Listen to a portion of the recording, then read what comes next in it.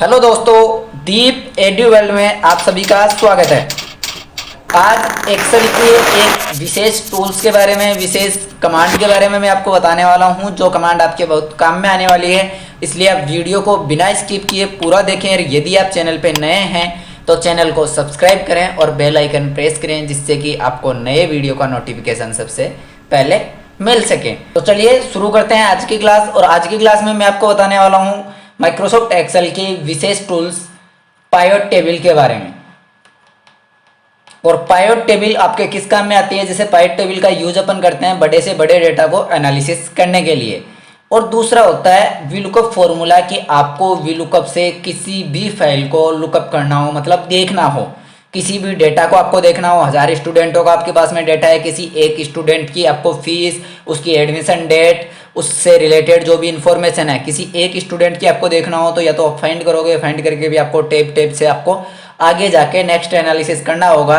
उसमें डेटा में आपको इतना टाइम वेस्ट बिना किए, समय की बचत करते हुए आप वीलुकअप फॉर्मूले के जरिए कैसे डेटा को एनालिसिस कर सकते हैं, डेटा को कैसे फाइंड कर सकते हैं, और पाइवट टेबल से आप डेटा को कैसे समराइज कर सकते हैं और कैसे एनालिसिस कर सकते हैं। ये चीज़ मैं आज आपको इस वीडियो में बताने वाला हूं। तो वीडियो को बिना स्किप किए पूरा देखें, वीडियो को लाइक करें, शेयर करें और चैनल को सब्सक्राइब करें। तो चलिए बढ़ते हैं आज की क्लास की ओर।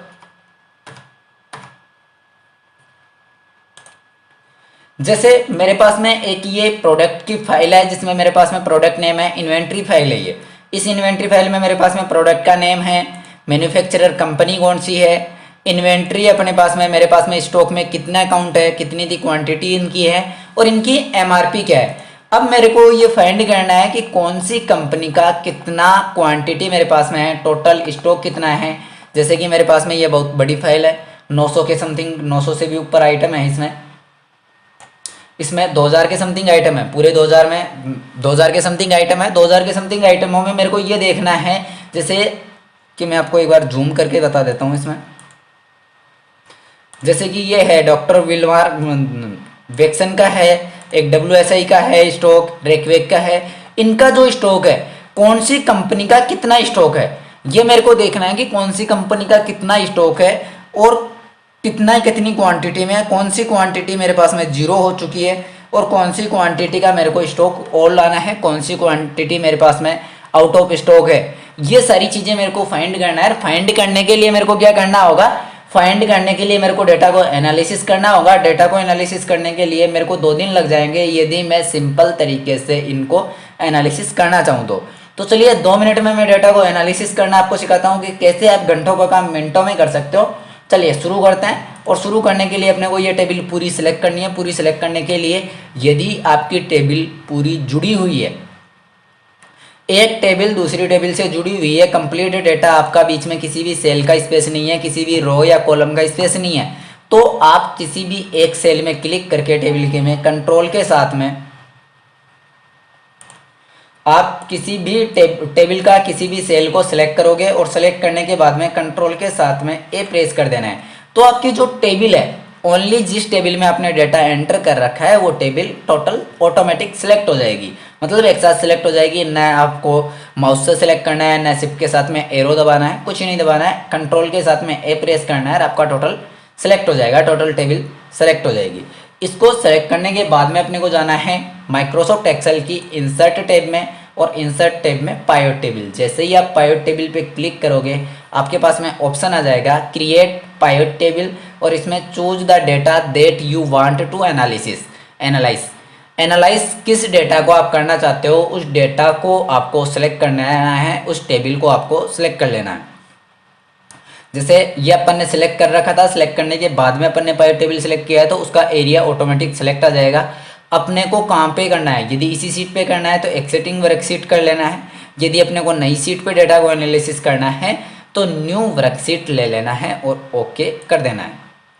अब ओके करते ही आपके पास में ऐसे पाइवट टेबल लिखा हुआ आएगा और ऐसे ब्लैंक सेल आएगा। अब इसमें आपको 4 ऑप्शन मिलते हैं। एक तो आता है रिपोर्ट फिल्टर के नाम से, एक कॉलम लेबल्स के नाम से, एक रो लेबल्स के नाम से, एक वैल्यूज के नाम से।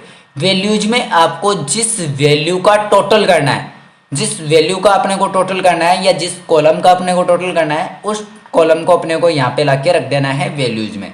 जैसे कि अपने को इन्वेंट्री काउंट को यहाँ से पकड़ के लाएंगे और इन्वेंट्री काउंट को लाके अपन कर देंगे वैल्यूज में।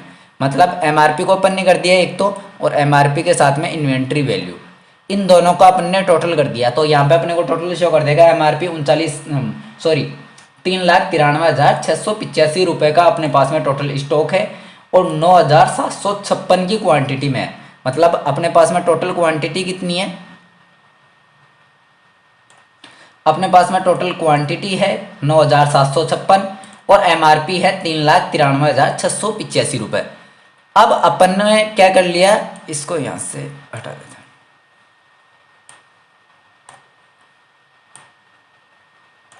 अब जैसे अपन ने टोटल तो देख लिया, लेकिन टोटल किसके बिहेव पे देखेंगे अपन, टोटल अपन देखेंगे मैन्युफैक्चरिंग नेम के अकॉर्डिंग कि कौन सी कंपनी का कितने रुपए का है। जैसे इसमें कंपनी के नाम आ गए, ये आपके पास में कंपनियां हैं,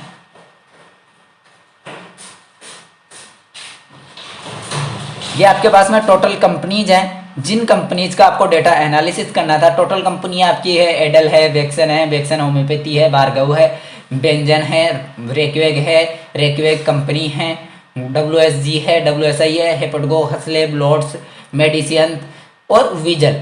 ये सारी आपकी जो भी कंपनीज है, इन कंपनीज का स्टॉक कितनी एमआरपी का स्टॉक है और कितनी क्वांटिटी में है।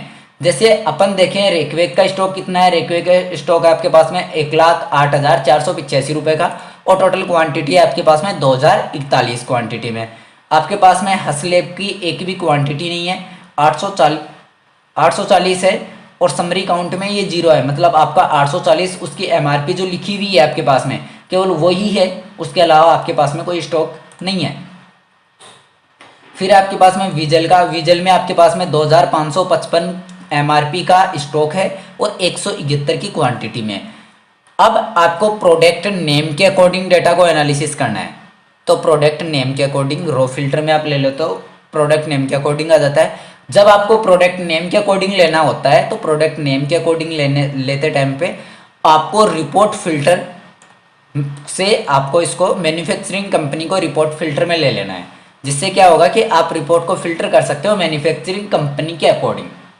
और कंपनी के अकॉर्डिंग जब आप रिपोर्ट को फिल्टर करते हो तो रिपोर्ट को फिल्टर करने पे क्या होगा कि आपका जो भी डेटा है वो कंपनी के अकॉर्डिंग हो जाएगा। जैसे कि मेरे को देखना है एडल का स्टॉक मेरे पास में कितना है, टोटल एडल का स्टॉक मेरे पास में कितना है वो देखना है। तो एडल फर्स्ट है, एडल ड्रॉप नंबर फर्स्ट है, जिसका स्टॉक मेरे पास में एमआरपी में है 540 रुपये और इन्वेंट्री है उसकी 8 की क्वांटिटी है और 540 उसकी एमआरपी है।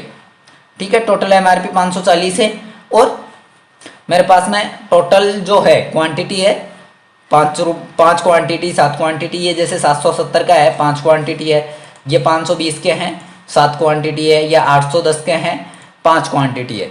ऐसे ही यहाँ से अपने को कंपनी दूसरी है, जैसे रेक्वेग कंपनी का लेना है तो रेक्वेग का जाएगा। रेक्वेग कंपनी में मेरे पास में स्टॉक कितना है, कौन सी मदर टिंचर का कितना स्टॉक है, कौन सी जो बायोस्लैब की आपकी टेबलेट्स हैं उनका कितना है, सभी का स्टॉक आप देख सकते हो और स्टॉक एनालिसिस कर सकते हो। स्टॉक को एनालिसिस करना आसान हो गया। अब आपको जैसे इसमें से समरी को काउंट करना है कि आउट ऑफ स्टॉक कितना स्टॉक है, तो आउट ऑफ स्टॉक के लिए आपको इन्वेंट्री काउंट को अपने को रो फिल्टर में और ले लेना है। तो रो फिल्टर में जैसे रेक्वेग का ले लिया अपन ने, एडल का ले लिया, एक बार एडल का लेते हैं। एडल आपने ले लिया और एडल के साथ में अपन ने ले लिया कि 0 क्वांटिटी वाली अपने पास में आउट ऑफ स्टॉक है, तो 0 को सेलेक्ट करो। सॉरी, इसमें आपको ले लेना है सिलेक्ट मल्टीपल आइटम और मल्टीपल आइटम लेके 0 को अपने को सिलेक्ट करना है और ओके कर देना है।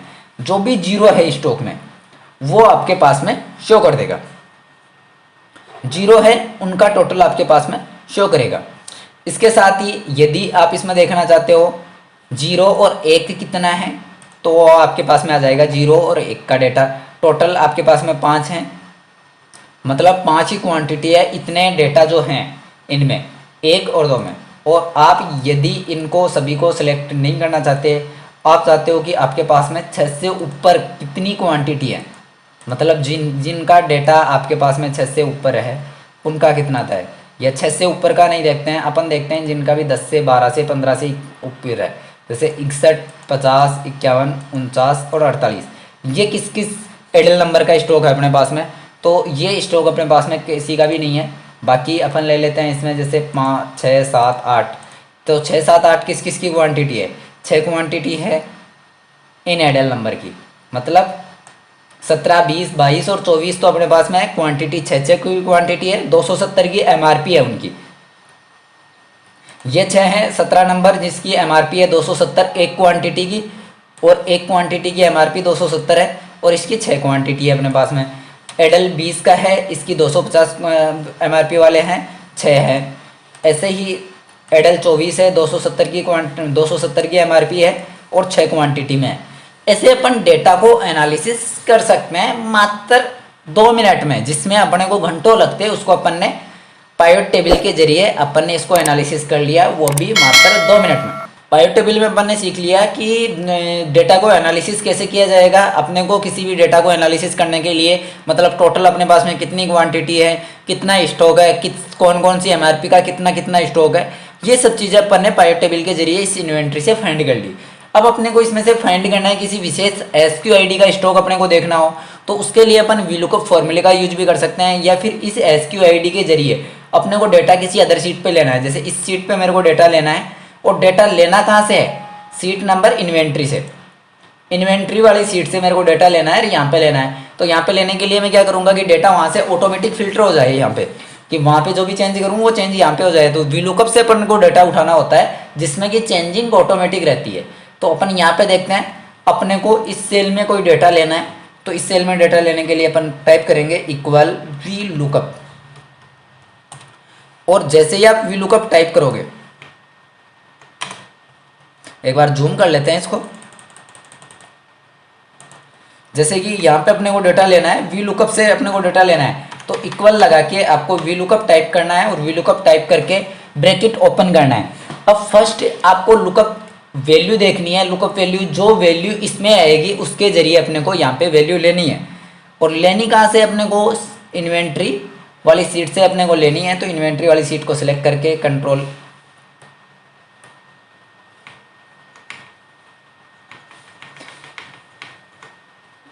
आपको इन्वेंट्री वाली सीट सेलेक्ट करनी है, और इन्वेंट्री सीट सेलेक्ट करके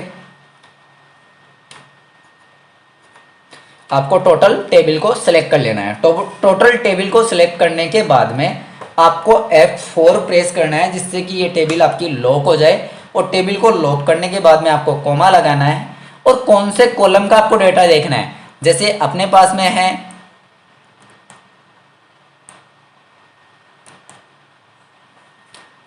जैसे अपने को देखना किसके अकॉर्डिंग है, अपने को देखना है कितनी एमआरपी है इस SQID की, अपने पास में कौन सी एमआरपी का स्टॉक है। तो SQID का एमआरपी का स्टॉक कौन से कॉलम में है? 1 2 3 4 5 और 6 नंबर कॉलम में एमआरपी है। तो अपने को एमआरपी लेनी है 6 नंबर कॉलम की।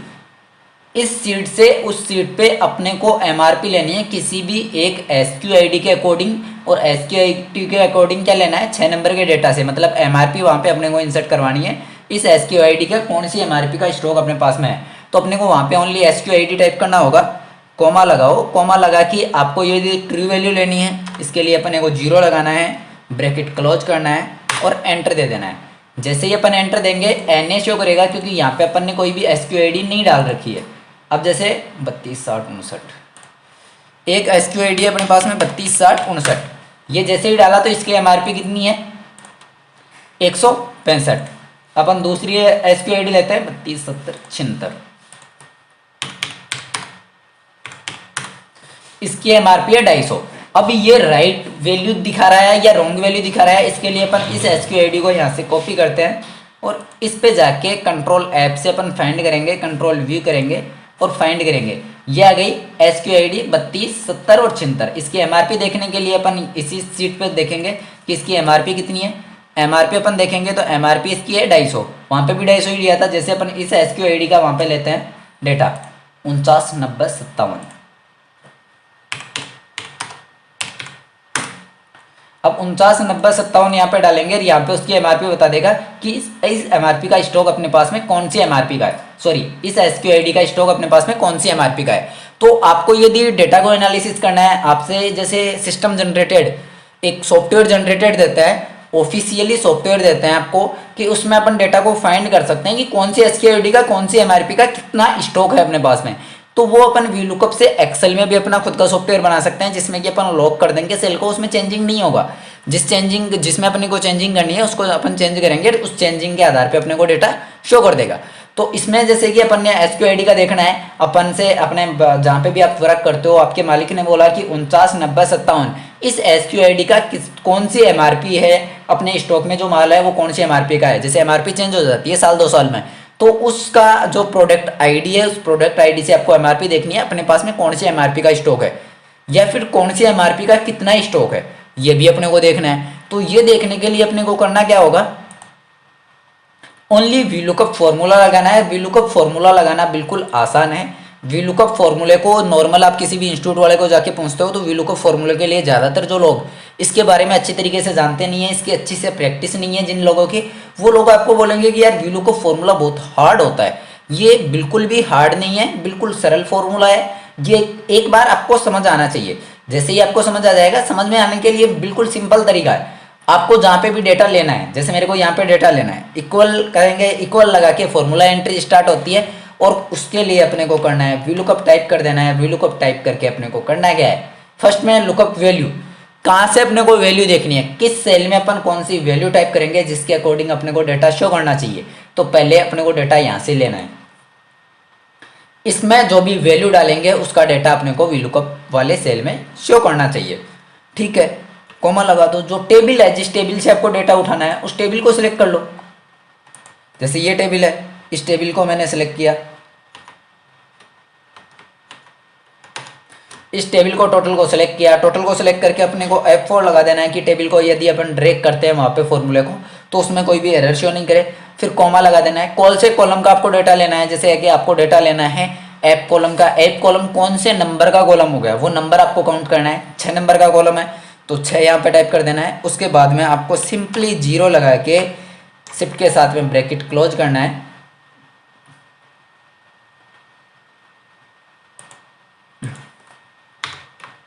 और एंटर दे देना है। जैसे ही आप एंटर दोगे यहाँ पे एरर शो करेगा और जैसे ही आप यहाँ पे कोई भी वैल्यू टाइप करोगे, जो वैल्यू आपकी उस टेबल में रहेगी, टेबल के फर्स्ट सेल में रहेगी, उस वैल्यू का डेटा आपको यहाँ पे शो कर देगा। यहाँ पे शो कर दिया आपके पास में वैल्यू का डेटा कितना आ रहा है। आप यहाँ पे एसक्यूआईडी चेंज कर दो। एसक्यूआईडी आपने कर दिया 393716। जैसे ही आप यहाँ पे चेंज करोगे तो ये 105 की एमआरपी वाला अपने पास में स्टॉक है इस एसक्यूआईडी का। तो आशा करता हूँ कि आप सभी को ये वीलुकअप फॉर्मूला और पाइवट टेबल समझ में आ गई होगी अच्छे से। यदि अच्छे से समझ में नहीं आई है, इसमें कोई भी एरर है, आपको कुछ भी डाउट है तो आप कमेंट सेक्शन में कमेंट करके मेरे को बता सकते हैं, या फिर मेरे व्हाट्सअप नंबर आपको कमेंट सेक्शन में मिलेंगे। उस कमेंट सेक्शन में व्हाट्सअप सेक्शन से जाके आप मेरे को मैसेज कर सकते हैं या मेरे से कॉन्टैक्ट कर सकते हैं। और बहुत जल्द मैं आपके लिए एक मोबाइल एप्लीकेशन लाने वाला हूं जिसमें आपको सभी कंप्यूटर से रिलेटेड प्लस आपको कंपटीशन एग्ज़ाम से रिलेटेड प्लस आपको किसी भी स्कूल से रिलेटेड या एग्जामिनेशन फॉर्म से रिलेटेड, एग्ज़ाम के रिजल्ट से रिलेटेड, इन सब से रिलेटेड नोटिफिकेशन आपको सबसे पहले मिल जाएंगे मेरी मोबाइल एप्लीकेशन पे। तो मोबाइल एप्लीकेशन बहुत जल्द आने वाला है, तो आप चैनल पर बने रहें, चैनल को सब्सक्राइब करें और मेरे लेटेस्ट वीडियो के लिए आप बेल आइकन प्रेस करें।